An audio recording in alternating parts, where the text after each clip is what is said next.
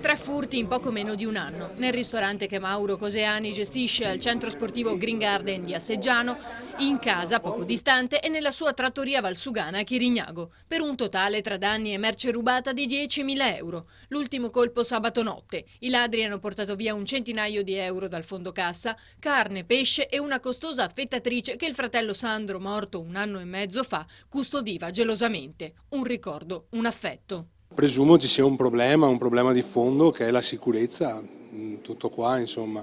Non ho avuto nessun aiuto oppure nessuna dichiarazione da parte del comune o di chi, anzi è stato detto che i primi furti che sono stati fatti ci è stato detto che purtroppo il momento di crisi adesso porta la gente a fare questo. Cioè, io non mi sono mai permesso di andare a rubare da nessuna parte, anche se magari siamo in crisi, per cui non trovo neanche trovo una buttata proprio buttata là, insomma, tutto qua. Mauro si sente abbandonato da chi avrebbe il potere di fare qualcosa, ma invece gli risponde che è la crisi.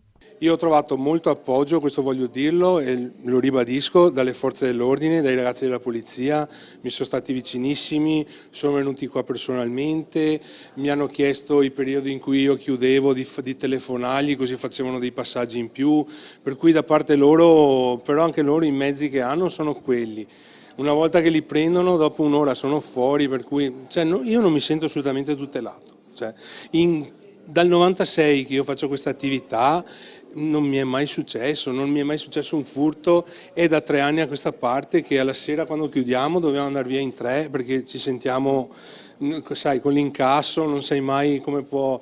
Cioè, non c'è tutela del territorio, non c'è sicurezza. Hanno fatto una rapina a mano armata a Marghera ieri, cioè, non lo so, e il comune è completamente latitante. Cioè, abbiamo chiesto le telecamere in via Milanese, hanno messo le telecamere sui semafori, forse abbiamo fatto una richiesta sbagliata, cioè, noi volevamo le telecamere per la sicurezza, non per i semafori. Cioè. Il sistema di videosorveglianza in zona c'è, ma i ladri sanno perfettamente come evitarlo.